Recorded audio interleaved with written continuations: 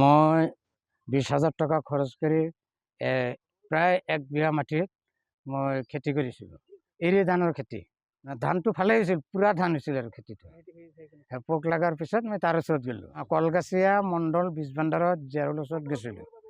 যাই পোক ধৰাৰ ঔষধখিনি কথাখিনি পাতিলোঁ। পাতাৰ পিছত সেই ঔষধ পানী দিলে। দিয়াৰ পিছত মই যেনেকৈ সি প্ৰেক কৰিছোঁ মই সেনেকৈ কৰিছোঁ। কৰাৰ পিছত তাৰ খেতিটো আমাৰ বেয়া হৈ গ'ল। পোক মৰিছে না ধান মৰিছে? ধান মৰিছে, পোক মৰা নাই। ধান মৰিছে, পোক মৰা নাই, ধান মৰি গৈছে। তাৰপিছত মই তাৰ ওচৰত গ'লোঁ। যোৱাৰ পিছত সি আৰু মোক পাত্তাই দিয়া নাই। কয় যি কৰা কৰা কয়, মোৰ নামত কেছ কৰা, কি কৰা কৰা কয়। মই এইবিলাক নাজানো। ধমকি মাৰিলোঁ।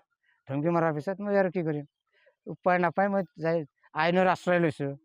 এতিয়া মই বিচাৰোঁ মোৰ ক্ষতিপূৰণটো মানে মই সেইখিনি মোৰ দাবীদাৰ, সেইখিনি মোৰ লাগে আৰু সেই ক্ষতিপূৰণটো মই দিব লাগিব, জিয়াৰুলে দিব লাগিব। তাই মানে 2 ধৰণৰ মানে ঔষধ দিলে মোক। মোক ক'লে যে ঔষধখিনি লৈ যোৱা, যাই কেনে মানে ঔষধখিনি দি দিয়া, ঠিক হৈ যাব। ঔষধ দিয়াৰ পিছত মানে ধানখিনি মানে শেষ হৈ গ'ল, তাৰমানে ফুৰি গৈছে তাৰমানে, মৰি গ'ল তাৰমানে। তাৰপিছত মানে আমি সেইটো দোকানত আহিলোঁ। আহি কেনে মই মানে তাক ক'লোঁ যে এনে কথা, মানে ঔষধ দিলা, ঔষধ দিয়াৰ পিছত মানে ধানখিনি মানে শেষ হৈ গ'ল। তো মানে তাক ক'লোঁ আমি, কোৱাৰ পিছত মানে সিয়ে মানে পাত্তাই নিদিয়ে, ৰিস্ক নলয় তাৰমানে। আৰু ক'লে যে থানা মানে আমাৰ নামত কেছ কৰিব দিয়া, মানে ডাইৰেক্ট কৈ দিলে। কিমান বিঘা ধান খেতি কৰিছিল, কি হৈছে? 1 বিঘা। পিছত কি হ'ল?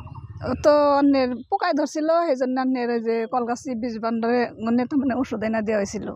দেওয়ার পরে অন্যের এই যে ক্ষেত্র পুড়িয়ে গেছে এরকম করে। ধান নষ্ট হয়েছে? হ্যাঁ, ধান নষ্ট হয়ে গেছে গা। এটা কোন বীজ ভাণ্ডার?